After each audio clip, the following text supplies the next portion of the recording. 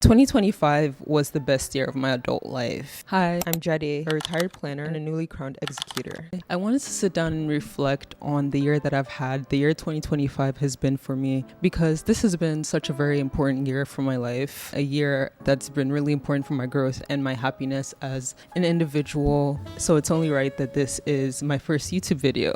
2025 was the best year of my adult life. And this isn't because I did anything particularly grand, but this is because of the way the year has made me change my perspective in a way that has made me feel lighter and has just made life so much more manageable for me. I started this year unhappy in multiple areas of my life, but the biggest one that was affecting me the most was actually my PhD. I am a third-year PhD student in a behavioral neuroscience program, and this time last year, towards the end of the second semester, I was feeling like I wanted to quit. And it was a feeling that wasn't going away. People say you're going to want to quit multiple times throughout your program, but this time it felt different. I had feelings of wanting to quit due to frustration, but this time it felt like I need to leave. I need to get out of here. I went back home to Nigeria for Christmas, and some things happened there that also made me unhappy and did bleed into my 2025 and was part of the reason why I was unhappy. But my PhD was the highlight of my unhappiness. And when I came back to America, I also came back to my therapist, and I had a conversation with her about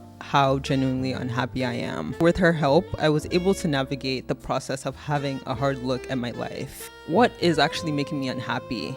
How is this affecting my day-to-day? How is this affecting my mental health? How is this affecting the way that I'm navigating life? And a lot of it came down to my inaction. I was moving through lots of areas of my life very passively. I felt stuck, but at the same time, I felt like there wasn't anything I could do about it. If you looked inside my brain, you'd see that I had about 500 ideas, but I executed probably only 5 of them. And even though I was busy, I was really just doing the bare minimum in my life. I was doing just enough to get by, just enough to pass my classes, just enough so people aren't worried about me. Really, I was doing just enough in almost every area of my life. A lot of times I'll say I want to do something. I would make a plan. I'm a very, very good planner. But when it comes down to it, I just struggled with executing. And this would always make me sad. I can't explain the sadness that I would feel every time when it felt like I really want to do this thing, but I just can't. It's not necessarily that I'm lacking the will or even the motivation. It just felt like I couldn't do it. I felt frozen and just stuck, and I couldn't actually do these things that I wanted to do. And in turn, I would feel very disappointed and sad about myself. It's just this cycle, this vicious cycle that kept repeating itself. In February, though, I realized that this isn't the way I want to live. This is not something I want to keep happening to me. This is not something I want to keep doing to myself. So how do I get out of this? And for me, that started with letting go of these 500 plans that I wanted to do and sticking to one thing.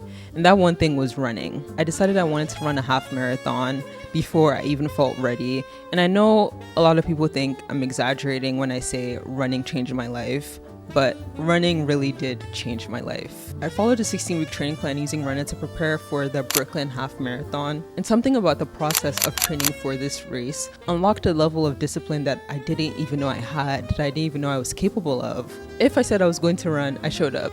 If I said I was going to do a workout, I did it, regardless of the weather, a lot of times regardless of how tired I felt. And I kept doing this over and over again until it became a habit. Before I knew it, this discipline started bleeding into other areas of my life. For example, I had an experiment that started in February as well. This experiment was novel to me. It was also novel to my PI. And usually this might cause feelings of fear, avoidance, and bring up my likelihood to freeze. But instead, I just showed up and I did the work. And the experiment did last a long time. It went over a span of 5 months, but I still did it.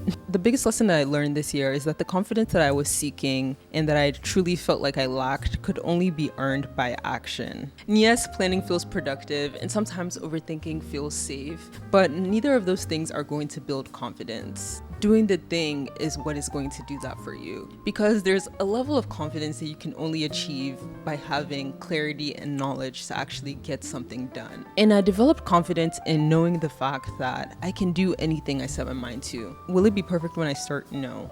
But I started, and sometimes that's just as important, that you started the thing and you work on making it prettier later. I learned something else through running, and that's that not everything is going to go according to plan. Sometimes you're going to do every single thing right. You are going to complete your training block to a T, 100% completion rate. But Race day can come and you still have a bad race. And it's just like life. Sometimes you're going to do everything right and you're still going to have a bad day. And that's okay. A bad day doesn't equal a bad week. A bad week doesn't equal a bad month. And a bad month doesn't mean the rest of the year is going to be bad. Sometimes it just means that you need to keep going and you need to keep showing up for yourself and trust that the work that you're putting in is going to still count towards something. I think that there's a lot of value in knowing when to pivot and when to let things go, but there are also things that are worth sticking around for.